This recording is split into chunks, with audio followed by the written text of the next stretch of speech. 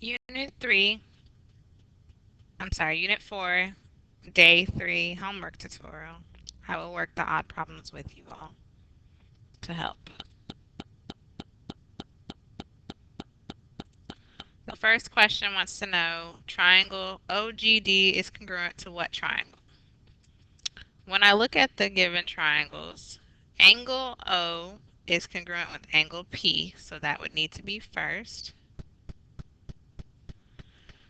Then angle G is congruent to angle R, or it corresponds to angle R, so it's congruent. So that would come second, followed by angle C. There is an order that everything has to follow. So again, double check your picture to make sure you're writing it correctly in order.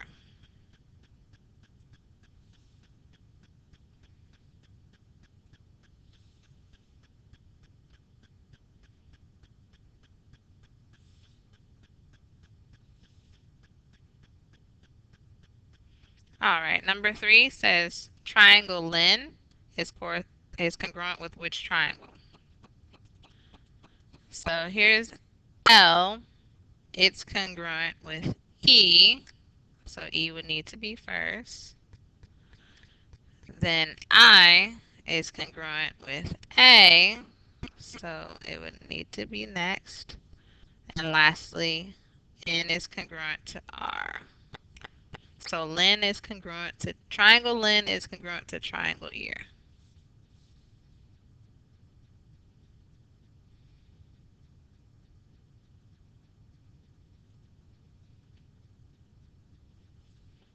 For number 7, I'll just do half of it. I want you to name the congruent triangles and the congruent parts. Well, I'll name half of the congruent parts. So when it says angle EFI, EFI, so we're talking about this angle here, is congruent to GFH,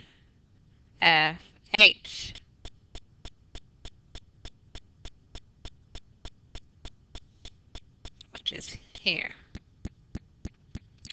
Then it says angle G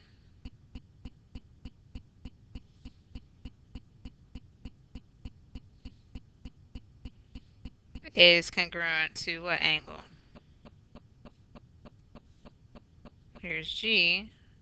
E is the other right angle, so G is congruent to E. Then it asks about angle H. Angle H is congruent to angle I.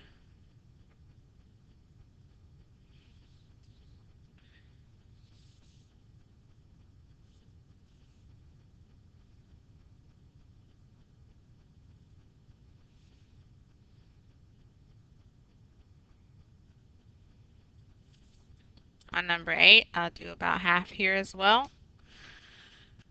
We know that triangle EFI is congruent with HGI. So that means angle E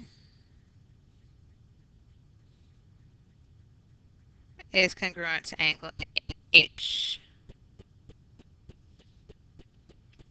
Then it's asking about side FE in that order. So it's here. It's congruent to GH. Again, order does matter. I couldn't say HG because that's not the order the corresponding parts came in. Now angle EFI is going to be congruent to angle HGI. Those happen to be the same order of the triangle. And number 9. We know that triangle ABC is congruent to triangle DEF. So based off of that information, It then tells us some of the corresponding sides. Before they tell us that, let's just talk about the corresponding sides. We know that AB corresponds with DE. We also know that BC corresponds with EF, which leaves AC to correspond with DF.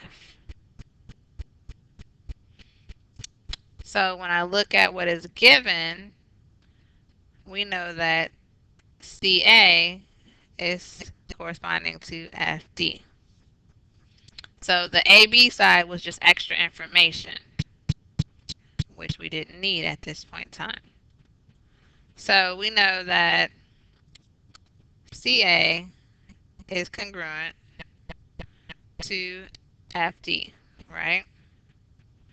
Which means that CA equals FD. The measures equal. So put the measures equal to one another. In other words, 4x plus 12 equals 6x minus 2 to solve for x. First, you're going to subtract 4 on both 4x on both sides. So that gives you 12 equals 2x minus 2.